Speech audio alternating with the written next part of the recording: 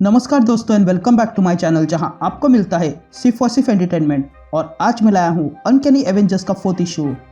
तो अगर आप मेरे चैनल पर नए हो तो वीडियो को लाइक कर देना और चैनल को सब्सक्राइब कर देना। और साथ ही मेरे चैनल पर ज्वाइन बटन स्टार्ट हो गया है तो आप वहां से भी ज्वाइन कर सकते हो। और उसी के साथ अब आप मुझसे व्हाट्सएप पर भी जुड़ सकते हो जिसका लिंक मैं आपको डिस्क्रिप्शन में दे दूंगा। तो यार पिछले इशू में आपने देखा कि कैप्टन अमेरिका सारे लोगों को समझाता है और कोर्ट में म्यूटेंट को बचाने के लिए केस फाइल करता है, जिसके लिए उसे एक ह्यूमन विटनेस की जरूरत है। और तब उसे वो विटनेस मिलता है जो कोई और नहीं बल्कि किंगपिन है। तो वही क्विक सिल्वर नाजी ट्विन के पास अपना एवेंजर्स कार्ड छोड़ देता है ताकि उन्हें ट्रैक कर सके। तो अब आगे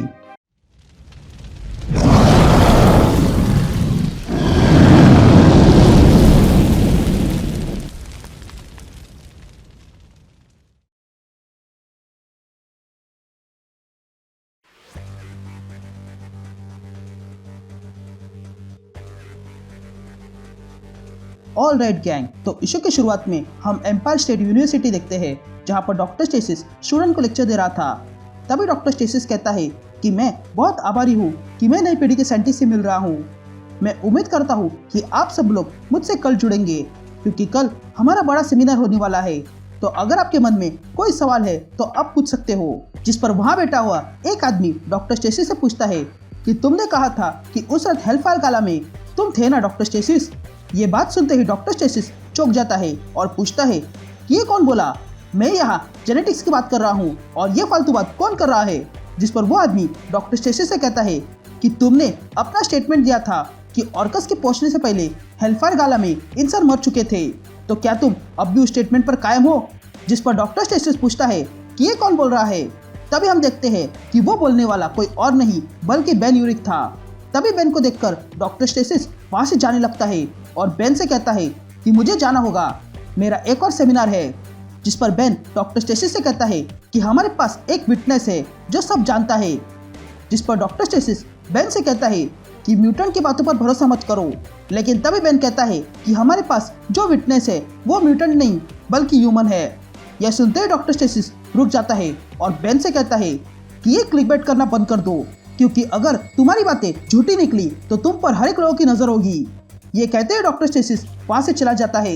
यहाँ सीन शिफ्ट होती है और हम कैप्टन क्रकोआ को देखते हैं जो अपनी टीम से कहता है कि मैं बड़े काम के लिए जा रहा हूँ और अगर उसे करते समय अगर मैं किसी तरह तुमसे कांटेक्ट नहीं कर पाया तो समझ लेना कि मेरा साथ इतने तक का ही था। और फिर उसके बाद तुम जानते हो कि तुम्हें क्या करना है। यहाँ ब्लॉब को अब भी लग रहा है कि कैप्टन क्रकोआ के मास्क के पीछे साइक्लॉप्स है। तभी कैप्टन क्रकोआ अपने काम के लिए निकलता है। लेकिन तभी डॉक्टर स्टेसिस कैप्टन क्रकोआ को कांटेक्ट करता है और कैप्टन क्रकोआ से पूछता है कि तुम उस न्यूक्लियर का क्या करने वाले हो। जिस पर कैप्टन क्रकोआ कहता है कि वो मेरा इंश्योरेंस है। तभी डॉक्टर स्टेसिस कैप्टन क्रकोआ से कहता है कि तुम्हें क्या लगता है कि तुम्हें ऑर्कस की जरूरत नहीं है। एक रिपोर्टर मुझे मिला था जो तुम्हारे बारे में पूछ रहा था, तो तुम्हारा फर्ज बनता है कि उसे जाके मिलने का। उस रिपोर्टर का नाम बेन यूरिक है।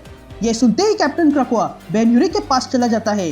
यहाँ हम देखते हैं कि क्विक सिल्वर और पेनेंस इसी मौके की प्रतीक्षा कर रहे थे और तब वे पूरी यूनिटी स्क्वाड को वहां पर बुलाते हैं। तभी कैप्टन वो जगह देखता है और कहता है कि ये बहुत पुरानी जगह है और मैं यहाँ पहले भी आ चुका हूँ।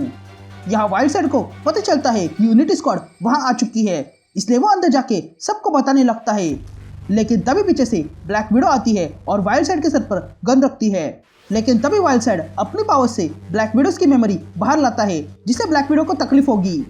लेकिन यहाँ तो कुछ और ही होता है और ब्लैक विडो ये सारी मेमोरीज देखकर जोर जोर से हंसने लगती है और अगले ही पल वाइल्ड साइड पर फायरिंग कर देती है और उसे दूर फेंकती है, जिसके कारण वाइल्ड साइड कमजोर हो जाता है। तभी वहाँ पर पेनेंस आती है और वाइल्ड साइड से पूछती है कि बताओ वो न्यूक कहाँ पर है। जिस पर वाइल्ड साइड बताने से मना करता है। लेकिन तभी वहां साइलॉक आती है और वाइल्ड साइड के दिमाग पे देखती है और कहती है कि इस गधे को कुछ पता नहीं है।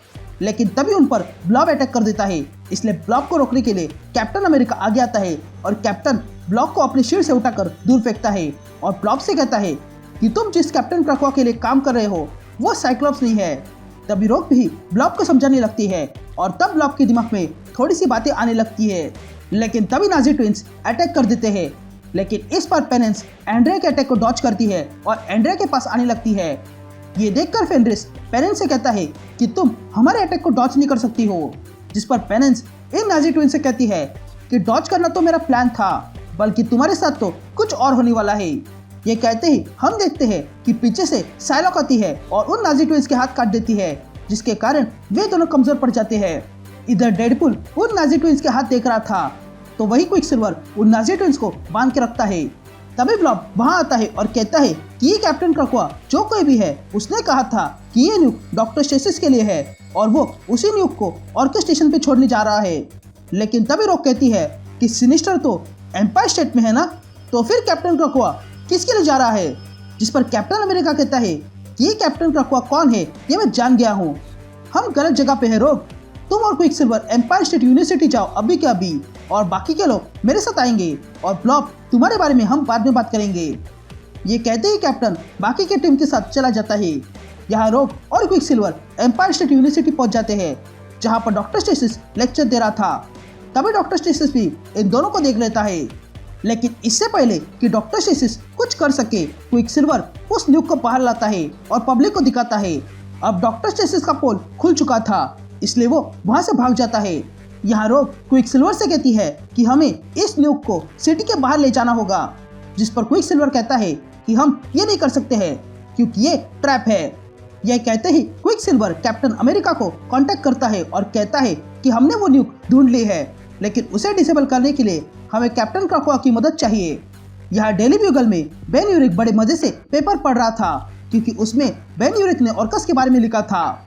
लेकिन तभी दीवार तोड़ते हुए कैप्टन क्रकोआ अंदर आता है और कहता है, बेन यूरिक तुम एक बड़ी मुसीबत हो, जिसे खत्म करने का समय आज आ गया है, और जो तुम पेपर पढ़ रहे हो वो कभी पब्लिश नहीं होगा।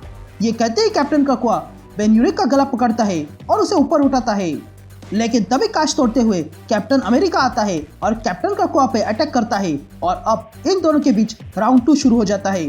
तभी कैप्टन अमेरिका कैप्टन क्रकोआ को अपने साथ लेकर बाहर कूद जाता है और बेन यूरिक ये देख रहा था। तभी दोनों कैप्टन पास के बिल्डिंग के टेरेस पर गिर जाते हैं।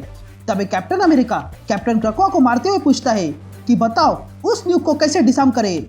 लेकिन तभी कैप्टन क्रकोआ कैप्टन अमेरिका को धक्का मारकर वहां से जाने लगता है और कहता है कि तुम्हारे टेलीपैथ भी मेरे से ये जानकारी हासिल नहीं कर पाएंगे। लेकिन तभी कैप्टन अमेरिका की मदद के लिए वहां पर डेडपुल, ब्लैक विडो, साइलॉक और पेनेंस आते हैं, और तब कैप्टन अमेरिका कैप्टन क्रकोआ को रोकने के लिए अपनी शील्ड उस पर मारता है।